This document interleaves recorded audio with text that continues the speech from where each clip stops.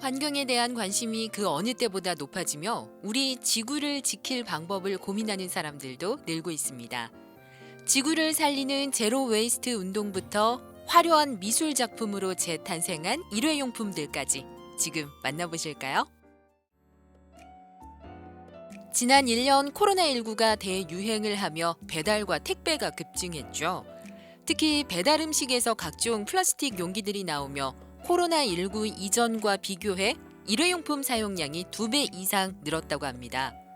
이런 이유로 환경을 살리고자 특별한 행동에 나선 이들이 있습니다. 이곳은 곡물 소분숍인데요. 어떻게 만들어지게 됐을까요? 저는 기업에서 이제 환경기사를 가지고 환경관리자로 일을 하고 있었어요. 네, 그러다 보니까 자연스럽게 환경에 관심을 가지게 되었고, 이제 어머니께서는 작곡 유통업을 한 20년간 운영을 하고 계셨어요, 전주에서.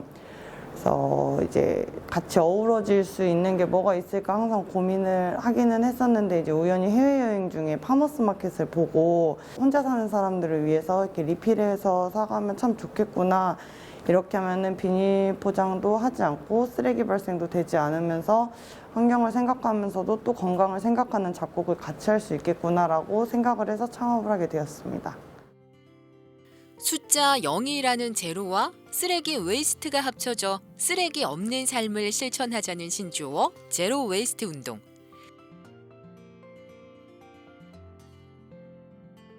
요즘은 일상에서 제로 웨이스트를 실천하려는 움직임이 커지고 있습니다. 그 움직임 속에서 전주에 생긴 제로 웨이스트 숍인 이곳은요, 기존 가게에서 물건을 사고 파는 방법과는 조금 다릅니다. 준비되어 있는 대에다가 필요하신 작곡을 이렇게 섞으셔가지고 이렇게 하셔서 중량을 이렇게 재시고 그다음 여기에 표기된 거를 작성해 주셔가지고 이런 식으로 담아주시면 돼요. 혹시나 이제 용기를 안 가지고 오시는 분들은 저희가 이제 500원 보증금을 해가지고 이렇게 대여도 해드리고 있어요. 반환을 하시면 다시 500원을 돌려드리고요. 필요할 때 필요한 만큼만 구입하는 착한 소비를 하려는 사람은 물론이고요. 1인 가구 또 일상에서 일회용 쓰레기를 줄이려고 노력하는 사람들의 발길도 이어집니다. 저는 빨대를 사러 왔습니다. 제가 보통 이제 플라스틱 빨대를 많이 사용하는데요. 생각보다 그 빨대를 버릴 때 환경을 파괴하는 것 같다는 느낌이 들어서 이제 이거 대나무 빨대를 하나 사게 되면은 오랫동안 사용할 수가 있으니까 저도 오히려 환경 보호하는 거에 동참하는 것 같다는 느낌이 들어서 이 빨대를 구입하러 오게 되었습니다. 마트나 뭐 인터넷에서 잡곡을 사려고 하면은 다 개인 포장이 돼 있고 그렇게 해서 이제 비닐이나 이런 게 많이 쓰이는데 이곳은 제가 플라스틱 용기나 집에 있는 용기를 챙겨와서 원하는 쌀을 원하는 양만큼 넣어서 가지고 갈 수 있어서 환경적으로 뭐 비닐이나 플라스틱 같은 걸 또 더 사용 안 해도 돼서 그 점이 좋은 것 같아요. 20세기 최고의 발명품이라 불리는 플라스틱. 음료수 페트병은 물론 비닐봉지 역시 플라스틱의 한 종류인데요. 사용 속도보다 분해 속도가 턱없이 느려 전 세계가 플라스틱으로 인한 몸살을 앓고 있죠. 그 심각성을 깨닫고 우리 생활에서 플라스틱 줄이기를 실천하는 사람들도 늘고 있습니다. 저는 아기를 키우고 있는데 아기들이 칫솔을 쓸 때 너무 이게 계속 물어뜯고 하는 게 마음에 걸리더라고요. 그래가지고 저는 칫솔이 제일 접근이 용이한 것 같아서 대나무 칫솔을 사용하고 있습니다. 이곳에선 곡물 외에도 다양한 제로 웨이스트 상품들을 만날 수 있는데요. 저희 제로웨이스트 샵에서 가장 많이 나가는 인기 제품인데요. 첫 번째는 이제 대나무 칫솔이에요. 우리가 주마다 먹는 플라스틱 양이 카드 한 장이랑 똑같다고 하더라고요. 이건 대나무로 만든 칫솔로 이제 사용을 하시고 난 다음에 버릴 때도 퇴비화해가지고 버리시면 되시고요. 두 번째는 이 샴푸바예요. 샴푸바는 이런 비누망에다 넣어가지고 사용을 하시면 되세요. 사용을 하고 이런 고리에다 건조시켜가지고 사용을 하시면 되시고, 이제 세 번째는 밀랍랩이에요. 면에 밀랍을 입혀서 사용을 한 건데, 밀랍의 방수 효과가 제품의 신선도를 유지해주는 건데, 이렇게 사용하셔서 손의 온기를 이용하여 가지고 이렇게 접어서 냉장 보관하시면 되세요. 이거는 이제 일회용 랩의 대안용품으로 사용하실 수 있습니다. 이 막대는 대나무 빨대입니다. 끓는 물에 삶아도 변형이 생기지 않아서 구매 후 1년은 재사용이 가능하고요. 100% 자연 분해가 가능하다고 하니 한 번쯤 사용해 볼 만하죠. 조금은 생소한 제품도 눈에 띄는데요. 비누, 소프과 열매 넛의 합성어 소프넛입니다. 이름 그대로 비누 역할을 하는 천연 열매인데요. 이 열매가 물과 만나면 천연 계면 활성 성분이 풍부하게 녹아나오고요. 100% 생분해돼 요즘 주부들 사이에서 인기라고 하네요. 이거 같은 경우는 소프넛이에요. 친환경 세제인데 무환자 나무 열매로 만들어진 천연 세제예요. 사용법은 두 가지인데요. 이제 여기다 넣으셔가지고 4-5개 정도 넣으신 다음에 세탁기에 돌리시면 세탁 세제가 되고요. 여기다가 이제 이 정도 사용에 필요한 양만큼만 넣어주신 다음에 이제 이렇게 흔들어서 사용을 하시면은 이 거품 성분이 나오는데, 이 거품 성분이 사포닌이라는 천연 계면활성제 성분이에요. 이 계면활성제 성분이 주방세제로도 사용이 가능을 하고, 물로 끓이면은 아이들 목욕에도 사용이 가능해요. 또 우리가 평소 실천할 수 있는 제로 웨이스트 방법엔 어떤 것들이 있을까요? 제로웨이스트 실천법 중에 5R 실천법이 있습니다. 첫 번째는 거절하기, 필요 없는 것은 거절하고, 두 번째는 줄이기, 일회용품 사용을 줄이는 것이고, 세 번째는 재사용하기, 다시 쓸 수 있는 물건은 재사용하고, 네 번째는 재활용하기, 분리배출을 잘 하여서 재활용을 잘 하는 것이고, 다섯 번째는 썩히기, 퇴비화하여 자연으로 돌려보내주는 것인데요. 이것만 잘 실천하신다면 모두 환경보호 실천을 하고 계시는 것입니다. 일회용품과 플라스틱, 우리 생활에서 완전히 사용하지 않을 순 없죠. 하지만 조금만 눈을 돌려보면요. 약간 불편하고 수고스럽더라도 충분히 대체할 수 있는 친환경 제품들이 상당합니다. 우리 일상에서도 제로 플라스틱, 제로 웨이스트에 동참해보는 건 어떨까요?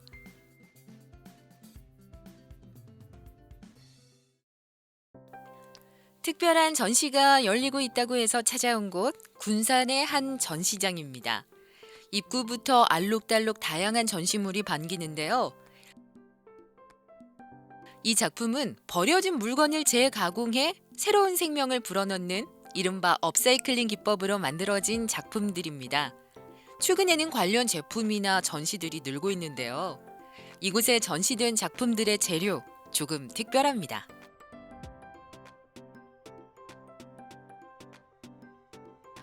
기존의 작품들하고 차별화되어 있다는 점은 생활 속에서 흔히 버려지는 쇼핑백, 비닐백을 그대로 작품 속에 녹아냈다는 거고요. 그리고 그 비닐팩들의 다양한 색상들을 물감 대용으로 그대로 활용한 점에 있어서 남다르다고 볼 수 있죠. 이 알록달록 아름다운 작품이 우리가 일상에서 사용하는 비닐이란 게 믿어지지 않는데요.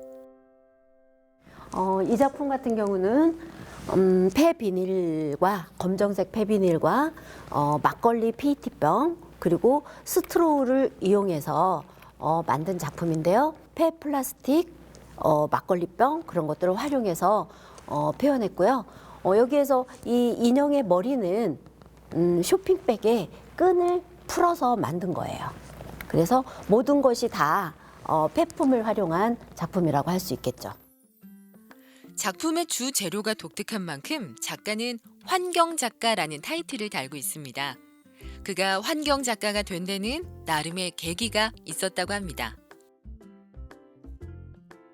바닷가에 쌓여가는 쓰레기를 보면서 안타까운 마음에 그걸 줍게 되었고, 주운 쓰레기를 또 처리하는 방법 면에서 저는 작가로서의 방법으로 처리하고 싶었던 거죠.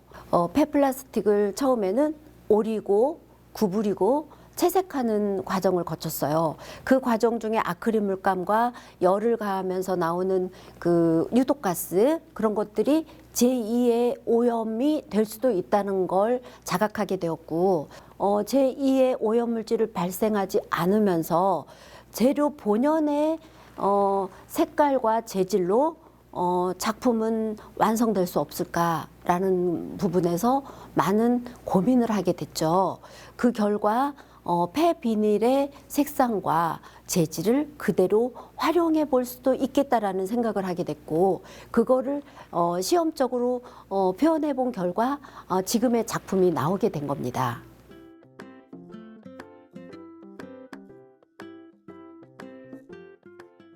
작품 재료가 재료이니만큼 주변에서 손쉽게 구할 수 있었다는데요.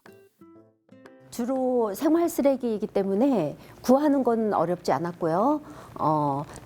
제가 많이 모았던 비닐팩이나 또 부족한 부분은 친구들한테 부탁을 했고요. 또 아파트 쓰레기통에서 PET병, 막걸리병 그런 것들은 주워 모았고 또 뭐 빨대 그런 것들은 친구나 그 카페에서 달라고 해서 모아왔던 것들로 시작을 하게 됐습니다. 누군가의 눈에는 그저 쓰레기인 것들이 아름다운 작품으로 재탄생했습니다.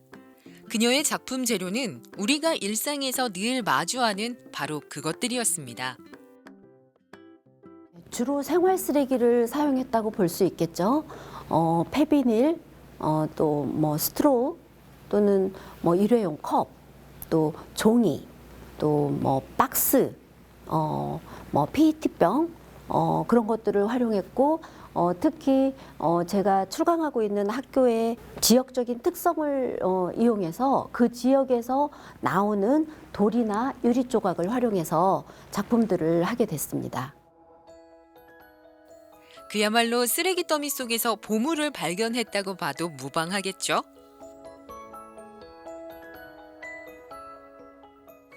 이 작품 같은 경우는 금줄이라는 작품인데 금줄의 의미는 여러분들도 다 알고 계시죠. 옛날에 우리 선조들께서 아이를 낳으면 대문 밖에 금줄을 쳐놓고 주술적인 의미와 의료적인 의미가 있다고 봐요. 잡귀와 물러거라 내지 바이러스 균이 우리 신생아에게 들어오지 못하도록 막는 의미가 있었죠. 지금 코로나의 팬데믹 시대에 혹시나 행여나 이 금줄로 인해서 그 팬데믹을 막을 수 있다면 하는 작은 소망을 이 금줄 안에 담아보기도 했답니다. 더는 쓸모없게 느껴지는 쓰레기와 일회용품에 새 숨을 불어넣는 일. 그로 인해 지속 가능한 가치가 더해지는데요. 앞으로 작가의 작품들이 더욱 기대되는 이유이기도 합니다. 재료에 한계를 두고 싶진 않아요. 앞으로 어떤 재료가 또 제 마음을 움직일지는 모르지만 뭐든지 지구상에 있는 뭐든지 뭐 헌 옷도 저는 활용을 해봤고요. 또 뭐 빈 박스 그런 것도 활용을 해봤고 병. 제가 볼 때는 세상의 모든 게 재료인 것 같은데요. 그녀의 손끝에서는 버려졌던 물건들도 아름다운 옷을 입고 예술로 재탄생합니다. 누군가에겐 감동을 선사하기도 하죠. 앞으로 환경작가로서 더 의미 있는 역할을 하고 싶은 바람도 있다고 하는데요. 제 작품을 보신 여러분들께서 버리면 쓰레기, 모으면 자원이 된다는 걸 아시고 버리는 쓰레기가 줄어들기를 원하고요.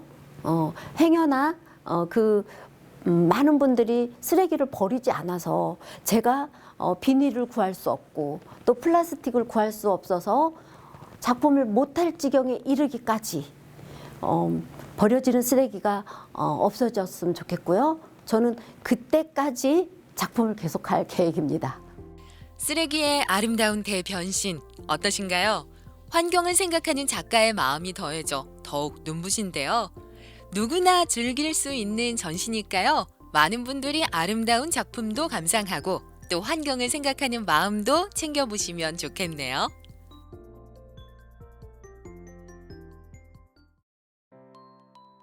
온 가족이 집에서 생활하는 시간이 길어진 요즘 가장 큰 고민 가운데 하나, 대체 뭘 먹을까 하는 것 아닐까요? 그래서 준비했습니다. 영양 잡고 입안의 즐거움까지 누릴 수 있는 음식을 소개할게요. 안녕하세요. 저는 요리 연구가 이선복입니다. 저는 식생활 강사로도 활동을 하고 있고요. 또 우리만 연구회 회원으로 활동을 하고 있습니다.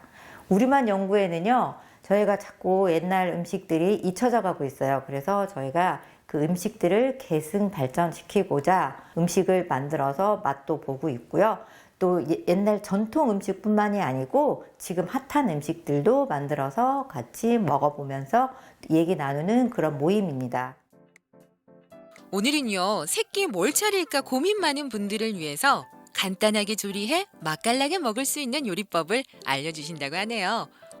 어떤 음식일지 기대되는데요. 떡 잡채를 준비를 했습니다. 저희가 지금 구정이 지나고 아마 가래떡이 남아있을 거예요. 그래서 그 가래떡을 이용하고요. 또 집에 있는 냉장고 속에 채소들을 이용해서 떡 잡채를 만들어 볼 건데요. 이 떡 잡채는요, 남녀노소 누구나 어린아이부터 다 좋아할 만한 음식이고요. 또 술안주로도 최고랍니다. 그래서 오늘은 떡 잡채를 만들어 보겠습니다. 잔칫날이면 상 위에 빠지지 않는 음식 바로 잡채죠. 이 잡채는 언제부터 먹었을까요? 네, 이 잡채는요, 한자어로는요, 섞일자, 나물채 해가지고요, 여러 가지 채소를 섞어서 만든 음식이에요. 유래를 보면은 조선 광해군 때 처음 궁중연회에 선보인 음식이 이 잡채라고 합니다. 근데 우리가 지금 당면을 먹기 시작한 거는요, 1919년에 사리원에 당면 공장이 생기면서부터 당면을 먹기 시작했습니다. 잡채는 제법 손이 많이 가는 음식이기도 해서요. 요리 초보자들은 선뜻 도전하기 쉽지 않습니다. 하지만 초간단 요리법에 당면 대신 떡을 넣는다니 어떤 색다른 맛일지 기대가 됩니다. 네, 지금 오늘의 주인공인 가래떡이 준비가 되어 있고요. 그 다음에 소고기 있고요. 표고버섯, 파프리카 빨간 거, 노란 거, 그 다음에 양파, 당근, 피망 준비되어 있고요. 양념으로는 간장, 설탕, 참기름, 다진 파, 다진 마늘, 통깨 필요합니다. 재료 생각보다 간단하죠? 그럼 이제 본격적인 요리를 시작해 볼까요? 네, 아마 구정 때 떡은 지금까지 있었으면 아마 좀 딱딱해졌을 거예요. 그럴 때는 물을 끓여가지고요. 불을 끄신 상태에서 떡을 넣고 한 5분 정도 있다가 건져서 사용을 하시면 됩니다. 이게 물을 끓고 있을 때 우리가 계속 얘를 떡을 끓여버리면 이 전분질이 다 나와서 얘가 되게 끈적끈적하거든요. 그래서 한 물에 5분 정도 넣어놨다가 건져서 쓰시면 됩니다. 지금 오늘 주인공이 떡이잖아요. 저희가 떡을 한 5cm 길이 정도로 잘랐어요. 그래서 저희가 채소도 같은 길이로 5cm 정도로 잘라주시면 되고요. 빨간 파프리카, 노란 파프리카 없으면 집에 있는 당근 쓰시면 되고요. 또 피망도 저희가 없으면 집에 있는 풋고추를 사용하시면 됩니다. 볶을 때는요, 색깔이 연한 것부터 진한 색으로 차례대로 볶아요. 그 이유는요, 저희가 진한 색을 먼저 볶아버리면 그 연한색 채소에 그 진한색 물이 배이기 때문에 저희가 연한색부터 차례대로 볶아낼 겁니다.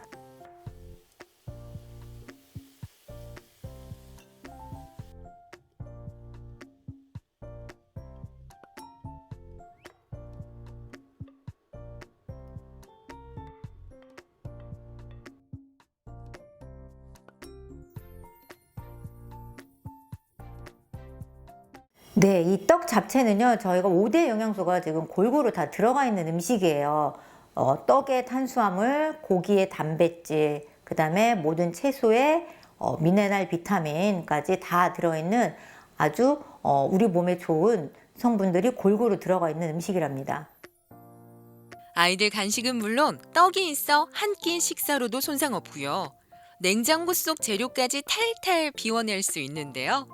영양 만점, 남녀노소 취향 저격, 쫀득쫀득한 떡 잡채. 초간단 요리로 강력 추천합니다.